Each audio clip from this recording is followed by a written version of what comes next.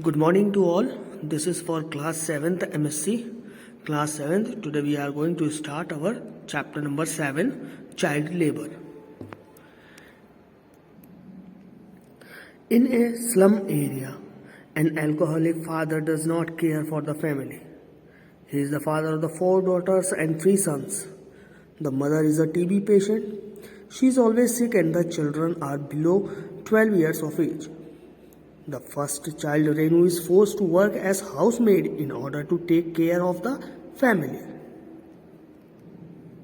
And the house owner treats her so badly that she fell sick in the evening. 2 of her brothers work in a mechanic shop. They are school dropped out because of the family condition. Father doesn't take any interest in the family. So in this paragraph, a family situated in slum area has been described. In that family, father is alcoholic and mother is TB patient, and they have 4 children, 4 daughters and 3 sons. And the condition of the family is this much worse that these children are not getting their education. The first girl, whose name is Renu, she is working as housemaid, and 2 of her brothers were working in a mechanic shop. These 2 boys are also school drops because of the family condition. Means they were unable to continue their education. Now coming on to next page, let us explore. Child labor is the use of the children as a worker in factories, farms and mines.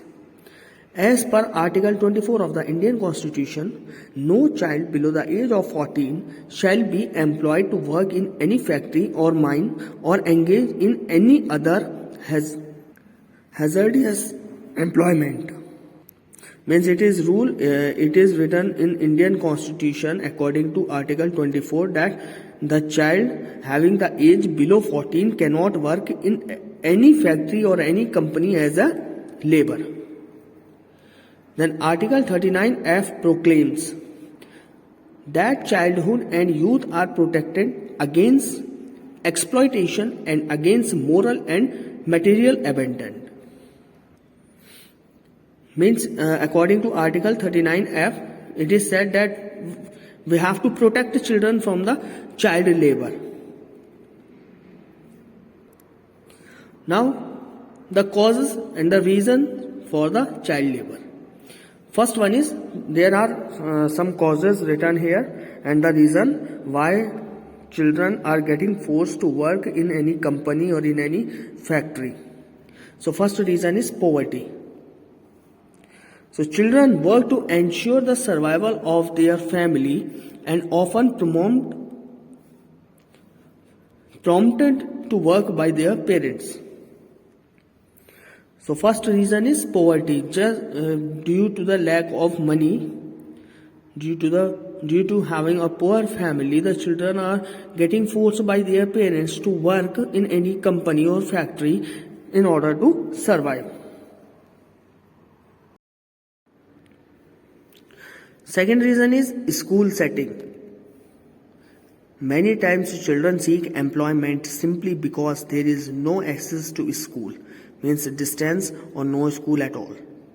The low quality of education, problems such as overcrowding, inadequate sanitation and apathetic teachers. Means the second problem is school setting. Many times it happens children were not able to continue their studies, or they are having low quality of education, due to which they are forced to do work in any company. Now next reason is traditional factors.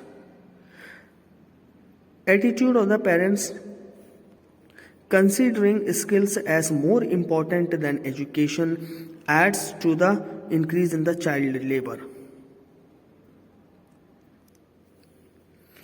For example, people of India's lower caste are expected to perform manual labor and therefore are more apt not to attend the school. Means some of the parents think that it is better to work rather than to study. It is more useful of showing the skill rather than to get the education. Due to this perception of the parents, sometimes the number of child labor are increasing. Absence of social welfare scheme and easy access to loan for the poor people make them to send their children for the work in order to earn money. Now another reason is there is no such scheme which help a poor student to do his study well.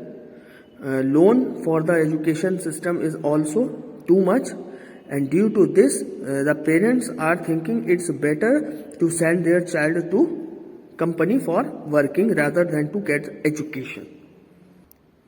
Now solutions are also there. Various solutions are given here. How we can prevent children from doing the child labor and how to make them to focus on their education.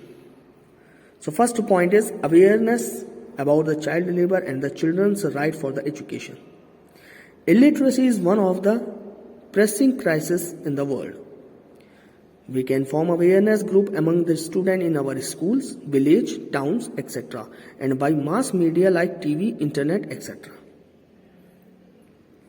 So first solution is this: we have to make aware children the importance of the education.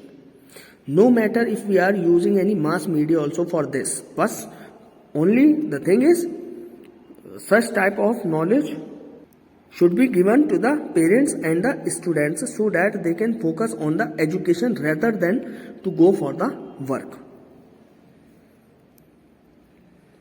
Now second point is education, the backbone of the children. School at workplaces, night schools, mobile schools and informal training program can help to educate the working children. Now suppose if children are unable to attend the school due to some problem, so we should do the education viral through different forms like mobile school we can use, informal training program we can use, or night schools. But anyhow we have to give the education to those students who are unable to come to school and are willing to get the education. Now next point is organizing vocational schools. Schools which would focus on learning specific skills should be set up. A special syllabus should be given according to the job and be laid down by the education authorities. Now next point is child worker union and regulations. We should create unions for the working children as they are voiceless and we must lobby for their rights. So there should be a union for child workers also as they are voiceless. They cannot put their words in the society. So there should be a union who can put their words, their demands in the society. Now minimal social security. We should plan a program to give security incentive to those who quit their job and enter into schooling. Compulsory and free education with all necessary education material and food must be given. So we should provide such type of services to those students who are poor from the family. We should provide them food and incentive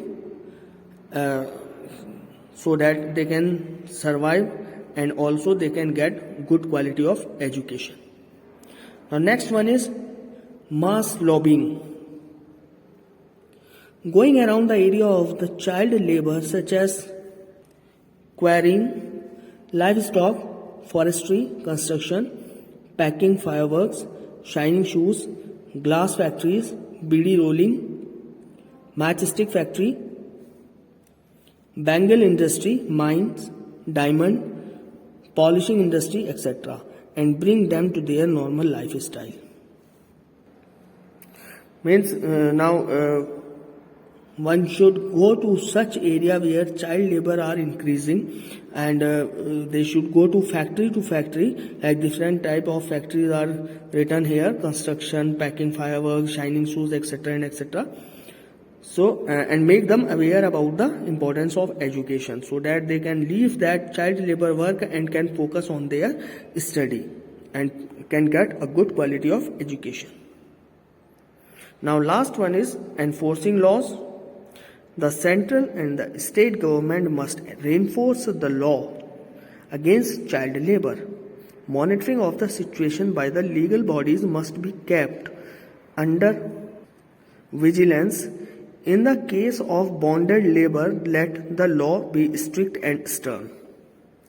So, another thing is enforcing laws. Means since we have already studied that according to the Indian Constitution, child labor is a crime. So, government should send some person in order to monitor whether any company is enhancing the child labor or not. If they are, then they should get punished for this. The laws should be very strict to them, so that child labor should stop completely and the student can focus on the education. So this was the explanation of the chapter. Now your homework is, you have to find out the question answer on page number 38. This is your homework. So do it and write it in your rough notebook. Let me check it, then afterwards I will ask you to do it in fair notebook.